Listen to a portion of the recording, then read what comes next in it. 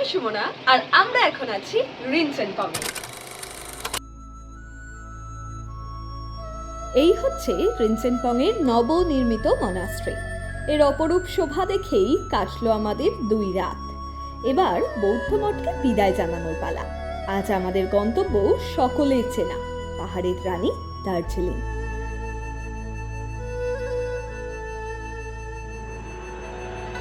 তবে আজকের যাত্রাটা একটু স্পেশাল, কারণ আমরা তারেভিরের দিগন্ত বিস্তৃত নীল উপত্যকা দেখে তারপর পৌঁছাবো দার্জিলিংয়ে। চলুন কাঞ্চনজঙ্ঘার মায়াবী রূপকে সাক্ষী রেখে শুরু করা যাক আজকের জার্নি।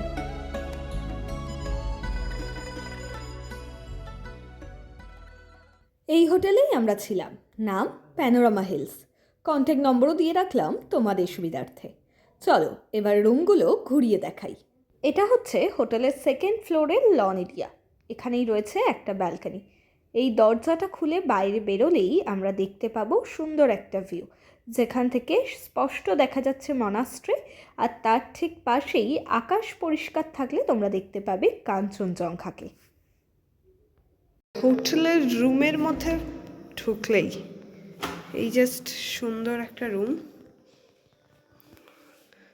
এই বেড, আর ওই উইন্ডো থেকেও কিন্তু সেম ভিউ পাওয়া যায়।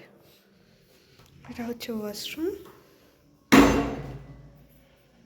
আর এই রুমটা হচ্ছে কাঞ্চনজঙ্ঘা ভিউ রুম। মানে জাস্ট বেড, এই বেডের পাশে বেড সাইড টেবিল রয়েছে, তো ইলেকট্রিক কেটেল রয়েছে, এখানে একটা উইন্ডো রয়েছে, বাট উইন্ডো আসল হচ্ছে এইটা, এই যে উইন্ডোটা, এখানে মনাস্ট্রি, আর ঠিক এই দিকটায় হচ্ছে কাঞ্চনজঙ্ঘা দেখা যায়। বাট এখন ওয়েদারটা কাঞ্চনজঙ্ঘা দেখা যাচ্ছে না বলে তাই। বাট এখানে মানে বিছানায় শুয়ে শুয়ে, মানে বুঝতে পারছো তো, এই বিছানায় শুয়ে শুয়ে জাস্ট এখানে এই ভিউটা দেখা যাবে, এখানে কাঞ্চনজঙ্ঘা দেখা যাবে। আর এই হচ্ছে আমাদের বারান্দাটা রয়েছে।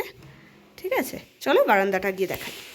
জাস্ট এটা ওপেন করতে হবে, আর তার বাইরেই এত সুন্দর একটা ভিউ।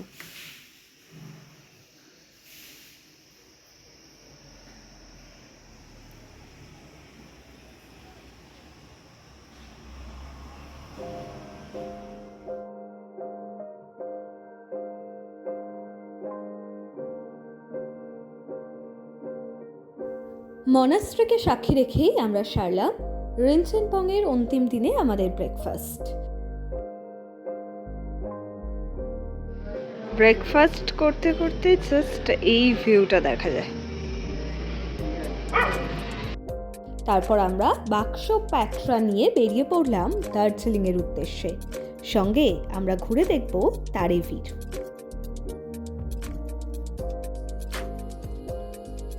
আমরা এখন তারেভির যাচ্ছি। তারেভিরের পথে একটা ছোট্ট ক্যাফে রেস্টুরেন্ট পেয়েছি। এই রেস্টুরেন্টে আমরা এখন মোমো খাবো। সকালে হোটেল থেকে ব্রেকফাস্ট করে বেরোনো হয়েছে, তারপরেও খিদে পেয়ে গেছে। এই রেস্টুরেন্টে আমরা এখন খাবো, বেশ ভালো।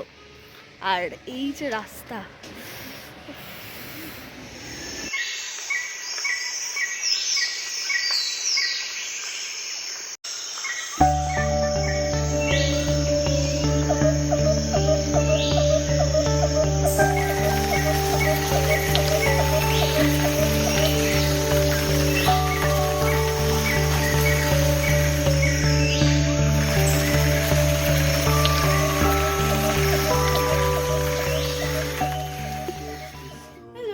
ঘুমাচ্ছে।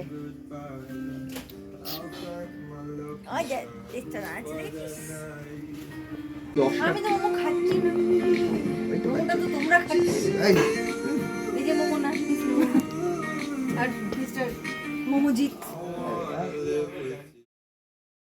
তারপর দেখতে দেখতে আমরা চলে এলাম তারেভিরে।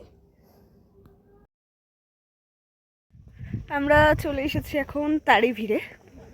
এখানে 30 রুপিস করে টিকিট লেগেছে, আর পার্কিং চার্জও 30 রুপিস। তোমাদের জায়গাটা একবার ভালো করে দেখিয়ে দিই, চলো।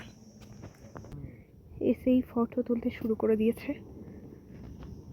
এদিক দিয়ে স্ট্রেট আসলাম আমরা, এদিকেই টিকিট কাউন্টার আছে এখানে।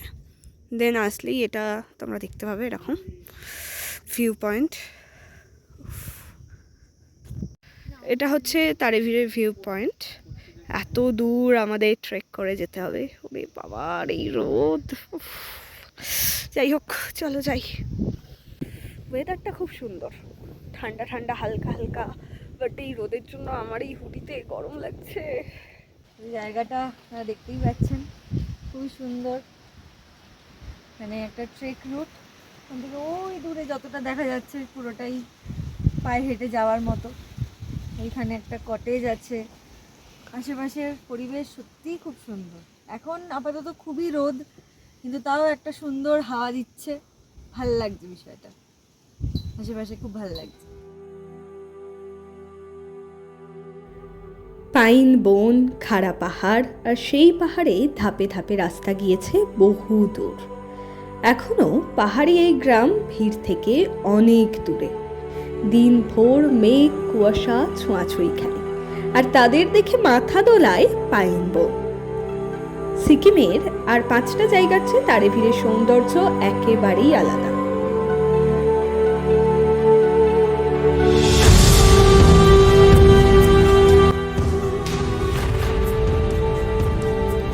সমুদ্রপৃষ্ঠ থেকে তারেভিরের উচ্চতা 10,000 ফুট।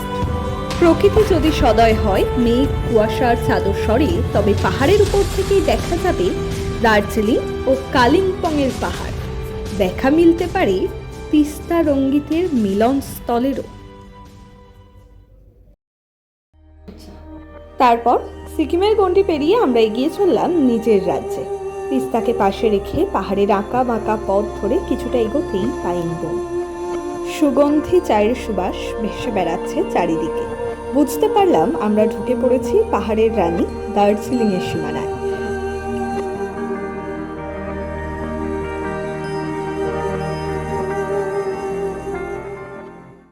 তারেভির থেকে আমরা এখন দার্জিলিং যাচ্ছি, আর যাওয়ার পথে লাভার্স পয়েন্ট, সেটা দেখতে চলে এসেছি। ये मीट हो रहा है इसीलिए लवर्स मीट पॉइंट।